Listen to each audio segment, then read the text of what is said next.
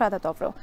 অভ্র, পুলিশের লাঠি চার্জের কথা আমরা শুনেছি, এখন আসলে সেখানকার শেষ পরিস্থিতি কি? আপনার কাছে কি তথ্য রয়েছে? রাত্রি প্রায় ৩৬ ঘন্টা পর কিন্তু হচ্ছে এই শাহবাগ মোড়ের যে যান চলাচল সেটি কিন্তু হচ্ছে স্বাভাবিক হয়েছে। এর আগে কিন্তু হচ্ছে গত ২ দিন ধরে, এমনকি গতকালকে রাতেও কিন্তু হচ্ছে আমরা দেখেছি যে এই পুরো মোড়টি কিন্তু আটকানো ছিল এবং জুলাই যে যোদ্ধারা ছিল, জুলাই যোদ্ধাদের নামে কিন্তু হচ্ছে একটি দল এখানে দাঁড়িয়েছিল এবং তারা বলছিলেন যে জুলাই সনদ সহ আরো ৩টি দাবিতে কিন্তু তারা এখানে অবস্থান নেয়। এর পরবর্তীতে নানাভাবে সমঝোতা করার কথা জানিয়েছিল এই শাহবাগ থানার পক্ষ থেকে, কিন্তু কোনো ধরনের কোনো কিছুতেই কিন্তু তারা মানতে রাজি হয়নি। তারা বিগত ৩৬ ঘন্টা ধরে কিন্তু এখানেই অবস্থান গ্রহণ করে। তার পরবর্তীতে যেটি হয়েছে সেটি হচ্ছে ঠিক সন্ধ্যা নাগাদ মাগরিবের আজানের ঠিক কিছুটা পরেই কিন্তু আমরা লক্ষ্য করেছি যে এখানটায় আরও একটি দল আসে, যেটি কিনা হচ্ছে জুলাই যোদ্ধা, যারা কিনা হাসপাতালে ছিল।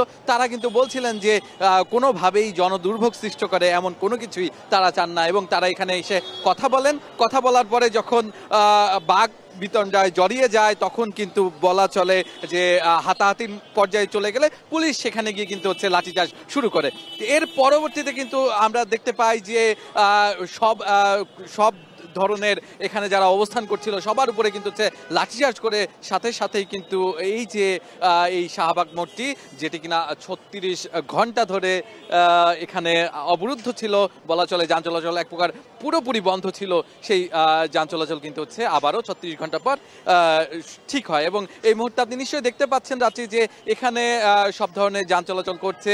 বিশেষ করে এখানে যেহেতু হচ্ছে দুটি হাসপাতাল এবং আরও জরুরি সেবা যেই গাড়িগুলো আছে সেগুলো চলাচল করে, সেগুলো কিন্তু এই মুহূর্তে অনায়াসে চলাচল করতে পারছে। তার পাশাপাশি হচ্ছে যারা নানা কাজে বেরিয়েছিলেন, আপনি নিশ্চয়ই জানেন যে আজকে যেহেতু শুক্রবার, অনেকেই কিন্তু এই যে জাদুঘর কেন্দ্রিক অনেকেই এখানে আসেন, ঘুরতে আসেন, তারা কিন্তু বিকাল নাগাদ এসে কিন্তু অনেকটাই বিপাকে পড়েছিলেন, আমরা কিন্তু সেটিও লক্ষ্য করেছি।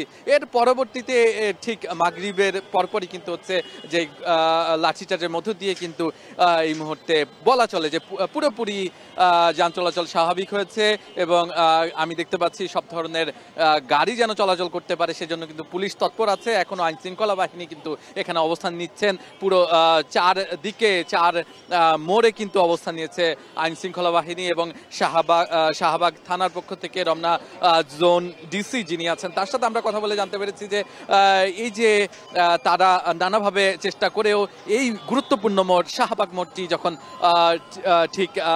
ঠিক যান চলাচল স্বাভাবিক করতে পারছিলেন না, তখন কিন্তু হচ্ছে তারা নানাভাবে অনুরোধ করেন এবং আজকে কিছুক্ষণ আগেই কিন্তু হচ্ছে যে ঘটনাটি ঘটে সেটি হচ্ছে লাঠিচার্জ করে এবং তার পরবর্তীতে কিন্তু হচ্ছে এই জায়গাটি এখন পুরোপুরি বলা চলে পুরোপুরি হচ্ছে স্বাভাবিক। আমি আরো একটি কথা জানিয়ে রাখতে চাই যে কিছুক্ষণ আগে কিন্তু এখানে হচ্ছে আপ বাংলাদেশ সহ আরো বেশ কয়েকটি সংগঠনের এখানে গণজমায়েত ছিল, যেটিও কিন্তু হচ্ছে করা হয়েছে ঠিক হচ্ছে যেটা জুলাই সনদ এবং জুলাই যেই ঘোষণাপত্র আছে সেই জুলাই ঘোষণাপত্রের দাবিতে এখানে যারা অবস্থান করছিল, ঠিক আমি যেখানে দাঁড়িয়ে আছি এখানে কিন্তু গত ২ দিন ধরে প্রায় ৩৬ ঘন্টা কিন্তু হচ্ছে এই জায়গাতেই অবস্থান নিয়েছিলেন এবং যারা জুলাই যোদ্ধা পরিচয় দিয়ে কিন্তু হচ্ছে এখানে পুরো শাহবাগ আটকে রেখে কিন্তু হচ্ছে একটি জনদুর্ভোগ তৈরি করেছেন, এমনটাই কিন্তু আমাদেরকে বলেছে শাহবাগ থানার পক্ষ থেকে। এর পরবর্তীতে কিন্তু তাদের এই পদক্ষেপে যাওয়া। এই ছিল আমার কাছে রাত্রি সর্বশেষ। জুলাই সনদ ও ঘোষণাপত্রের দাবিতে ২ দিন ধরে চলছে শাহবাগ অবরোধ করে অবস্থান কর্মসূচি। এ নিয়ে বিস্তারিত জানাতে যুক্ত ছিলেন শাহাদাত অভ্র।